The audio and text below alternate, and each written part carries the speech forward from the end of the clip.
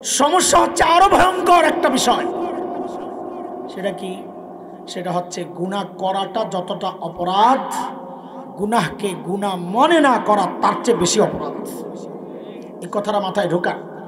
গুনাহ করাটা যত অপরাধ, গুনাহকে গুনাহ মনে না করা, এই গুনাহ যতগুলা বললাম এগুলা বেশি ভয়ঙ্কর। এই জন্যে যেগুলো আমরা যারা জড়ায় আছে গুনাহগুলোর মধ্যে অধিকাংশই এগুলারে গুনাহই মনে করতেছে না।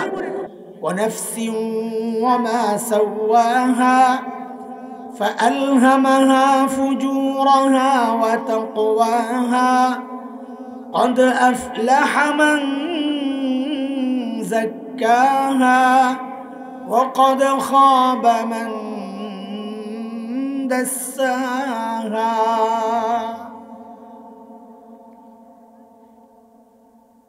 মানুষের মধ্যে সর্বোচ্চ শ্রেণী যারা, শ্রেষ্ঠ শ্রেণী নবী রাসূলরা,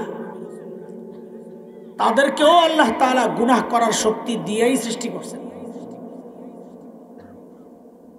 নবীদের গুনাহ করার শক্তি ছিল না? ছিল।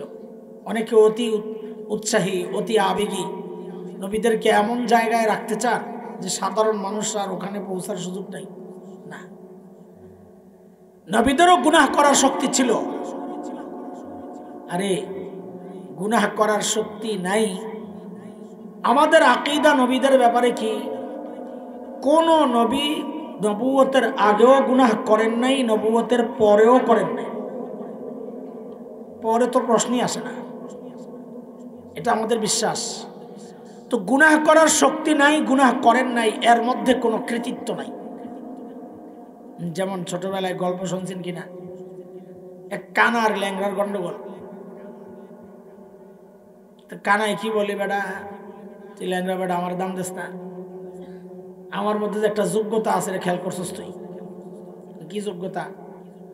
আমার যে তাকওয়া, আমি তাকওয়ার কারণে হারাম জায়গায় তাকাই না। কানাই কি কয়? হাসেন কি জন্যে? কারণ এটা কৃতিত্বের কথা না, বেটা তোর চোখই নাই, তুই তাকাবি কেমনে? তো ল্যাংড়া কহ খালি তুমি মুত্তাকি আর আমার মধ্যে কোনো গুণ নাই। তো কানাই কয়, বেটা ল্যাংড়া মিনাল ফাসিকিন, তোর মধ্যে কি গুণ? তো ল্যাংড়া কয়, তুমি দেখো না আমার তাকওয়ার কারণে আমি কেউরে লাথি দিই না, যেটা দেখো না, সোহ লাগে না। ল্যাংড়া কি দেয় না? ওইটা কি প্রশংসার কথা না হাসির কথা? কেন হাসির? আরে তোর লাথি দেওয়ার যোগ্যতা নাই, তুই লাথি কেমনে দিবি? কোনো কাজের যোগ্যতা নাই, সে করে নাই, এই কথা বলার মধ্যে কোনো কৃতিত্ব নাই। যোগ্যতা আছে, চোখ আছে, হারাম জায়গায় তাকায় না, পা আছে, লাথি দেয় না, ওইটা হইল কৃতিত্বের। নবীদের মধ্যে গুনাহ করার যোগ্যতা ছিল না, তাই গুনাহ করেন নাই, এই কথার মধ্যে কোনো কৃতিত্ব নাই।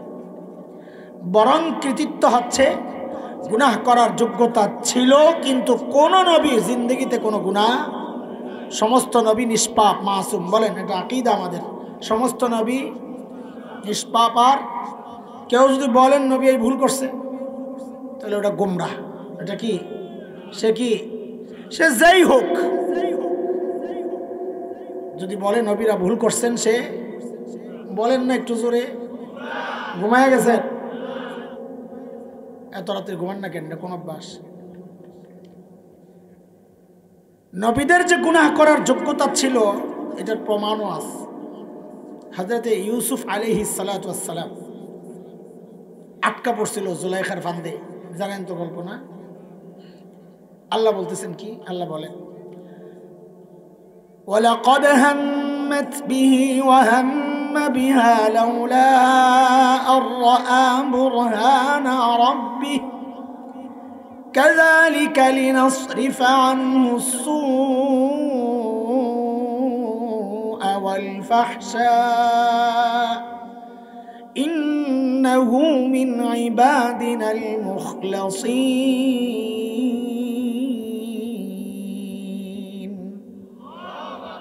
আল্লাহ বলেন, জুলাইখা তো খারাপ কিছু করার নিয়ত করছে। হাম ওলামারা জানেন, অন্তরের প্রাথমিক ইচ্ছাকে হাম বলে।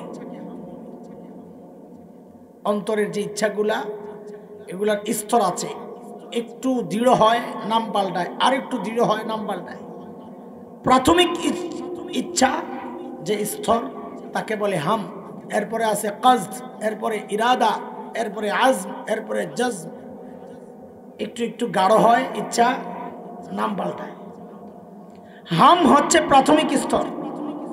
তো আল্লাহ বলেন জুলেখার ইচ্ছা তো হয়ে গেছে আজ। আল্লাহ কি বলেন ইউসুফ আলাইহিস সালাম সম্পর্কে? ওয়াহাম্মা বিহা, ইউসুফেরও হইতো, লাউলা আর-রাআ বুরহানা রাব্বি, যদি ইউসুফের সামনে শরীয়তের বিধান, অথবা কোন কোন মুফাসসির বলেছেন হযরত ইয়াকুব আলাইহিস সালামের চেহারা আল্লাহ ছাদের মধ্যে ফুটাইয়া দিয়েছেন। হযরত ইয়াকুব মানে ইউসুফ আলাইহিস সালামের বাবা দাঁতের মধ্যে আঙ্গুল চাইপা বলতেছেন, এই কি করো? ওইটা দেখে ইচ্ছা যেটা জাগার সম্ভাবনা ছিল ওটা গেছে গা। বিষয় এটা না, বিষয় হলো আল্লাহ বলেন কি যে জাগতো, যদি ওইটা না থাকতো তার মানে জাগার ক্ষমতা ছিল, জাগে নাই ভিন্ন কারণে, ক্ষমতা নাই এই কারণে, গুনাহ করার ক্ষমতা ছিল। হযরত ইউসুফ নিজেও বলেছেন, ওমা উবাররিউ নাফসি ইন্নান নাফসা লাআম্মারাতুম বিসসু ইল্লা মা রাহিমা রাব্বি।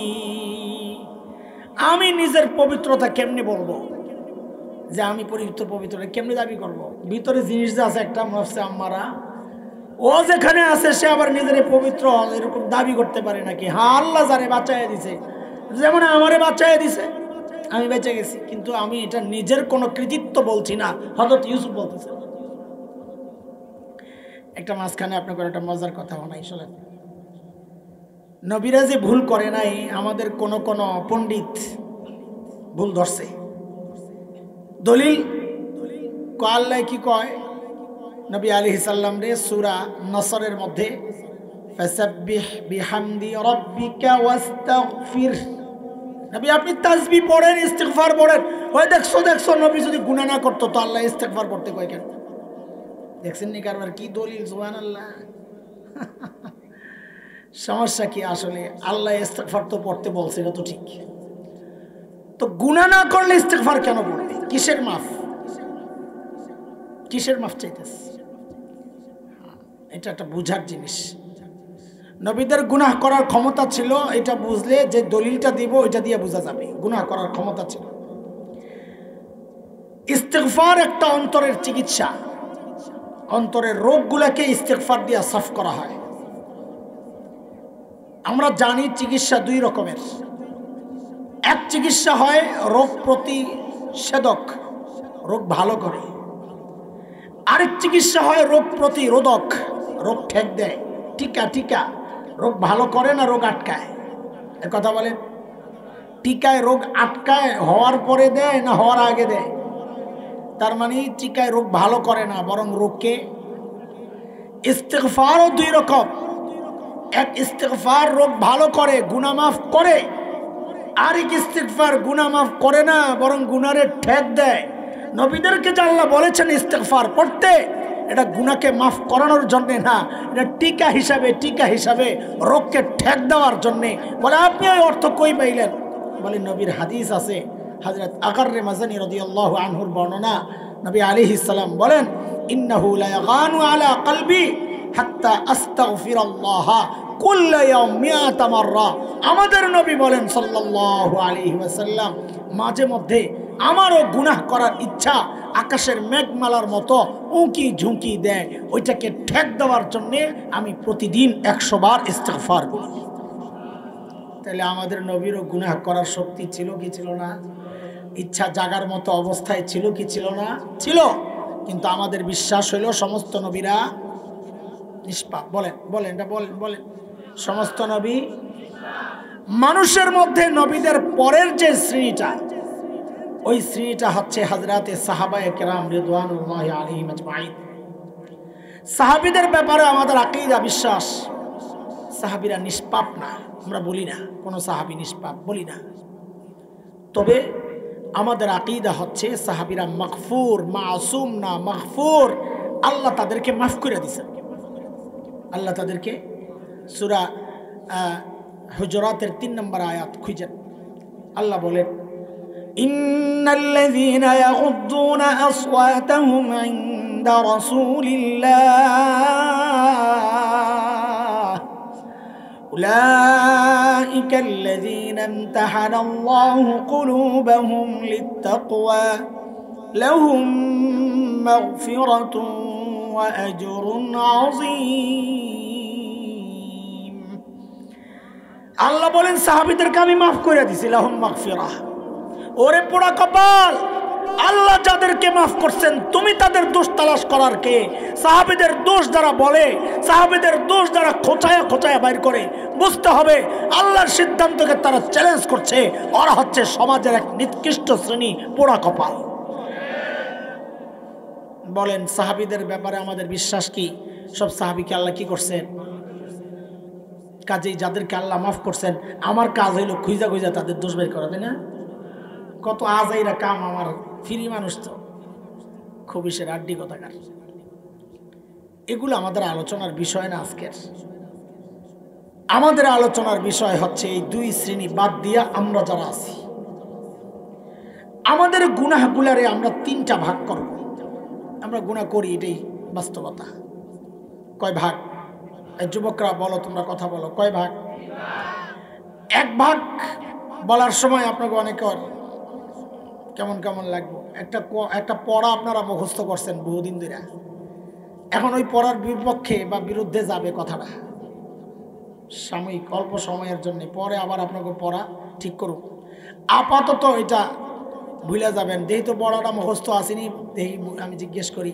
আল্লাহ তাআলা ছাড় দেন এই যে পড়া মুখস্থ আছে আল্লাহ ছাড় দেন এটা এইভাবে বললে একটু মুশকিল আছে এটা কাফেরদের ব্যাপারে কথা ফামাহিলিল কাফিরিনা আমহিলহুম রুয়াইদা নবী কাফেরদেরকে আমি ছাড় দিচ্ছি আপনিও একটু ছাড় দেন ইমানদারের ব্যাপারে আল্লাহর কথা হচ্ছে ওয়ায়াফু আন কাসীর বহু রোগ বহু ঝামেলা বহু গুনাহ আল্লাহ বলেন আমি এমনি মাফ করে দেই তার মানে আমার রবকে যিনি ছাড়ও দেন আবার ছেড়েও দেন বলেন নতুন পড়া মুখস্থ করেন আমাদের রব ছাড়ও দেন বলেন বলেন বলেন বলেন এটা কি আপনাকে আশা নষ্ট করলাম না আর একটু আশাবাদী বানাইলাম আল্লাহ ছাড় দেন ছেড়ে দেন না এই কথা করে তো এক কেড়ে গেছি হতাশ আরে আমার বুঝি মাফ পাওয়ার কোনো উপায় নাই আল্লাহ তো ছাড়বো না কইছি না আমার আল্লাহ বলতেছেন ভাই আফু আন কাসির এই তোমরা কথা বলো না ঠিক ওই আফু আন কাসির আছে কোন সে তো কি অর্থ আমার আল্লাহ ছাড়ও দেন বলেন বলেন বলেন ছাড়ও দেন আমাদের বহু গুনাহ আছে আল্লাহ এমনি মাফ করে দেন ছাইরাও দেন ছেড়েও দেন ছাড়ও দেন এক প্রকার গুনাহ ও আগের পড়া কিন্তু বললেন না ওটা আছে ওটার এক জায়গায় কামে লাগাবো আল্লাহ ছাড়ও দেন আল্লাহ ছাড় দেন ছেড়ে দেন না এটা এক জায়গায় লাগবে কাজে পড়া বললেন না নতুন আরেকটা মুখস্থ করাইলাম আর কি যে আমার আল্লাহ শুধু ছাড় দেন ছেড়ে দেন এমন না আমার আল্লাহ ছাড়ও দেন এটা হলো এক রকমের গুনাহ আরেক রকমের গুনাহ আছে আল্লাহ বলেন নেক আমল করবা আমি ওই গুনাহকে মিটাইয়া দিব ইন্নাল হাসানাত ইউযহিবনাস সাইয়্যাত নেক আমলের দ্বারা গুনাহ মিটে যায় যেমন একটা হাদিস শোনাই আপনাদেরকে হজ সম্পর্কে নবী কি বলেন হজ হজ আল্লাহর হাবিব সাল্লাল্লাহু আলাইহি ওয়াসাল্লাম বলেন মান হাজ্জা লিল্লাহ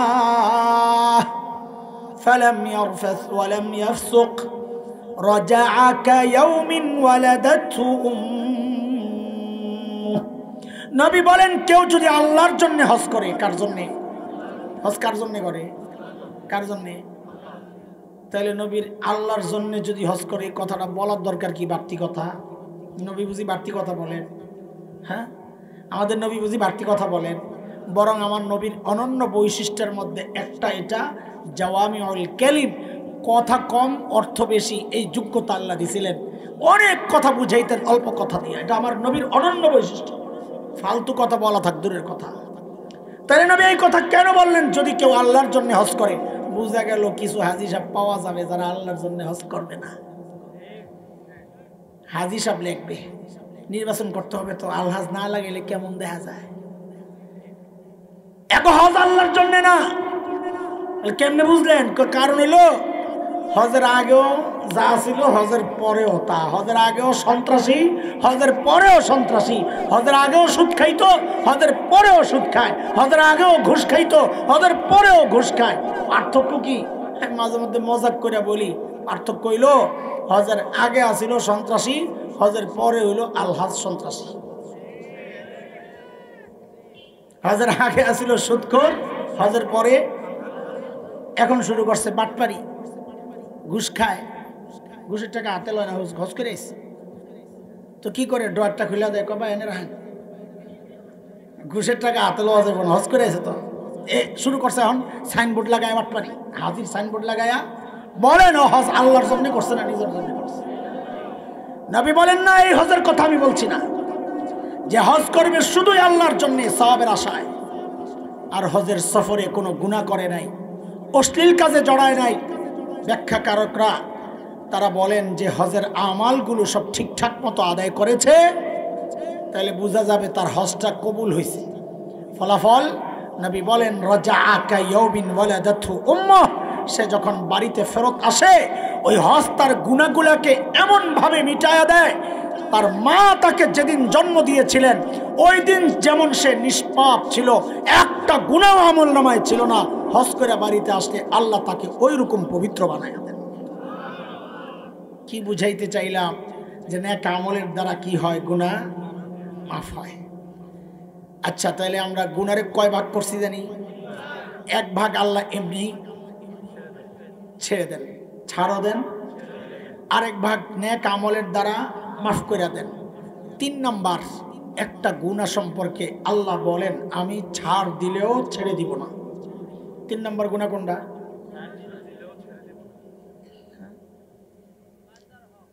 ছাড়বো না, আল্লাহ বলেন আমি ছাড়বো না।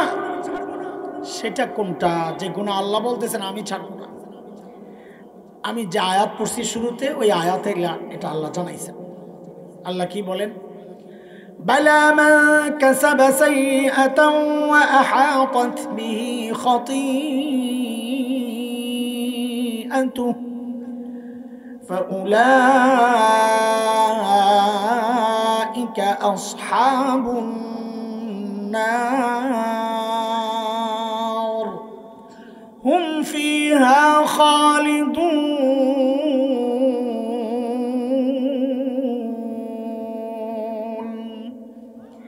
আমি আয়াতের তর্জমায় যাব না, সময় তো অনেক গেছে গা, এই জন্য শুধু সংক্ষেপ করে বলি। আল্লাহ বলছেন এই গুনাহ আমি ছাড়বো না। সেটা কোনটা?